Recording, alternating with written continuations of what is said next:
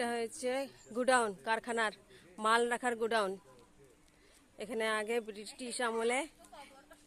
British আমলে রাখা হতো, জিনিস রাখা হতো।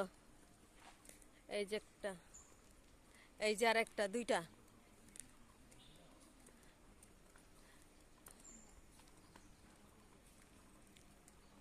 সব এগুলা ব্রিটিশদের ঘর এগুলা ছিল মাল রাখার।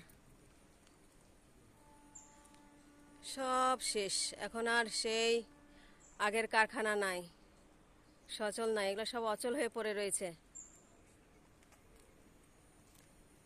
এই যে বিল্ডিং।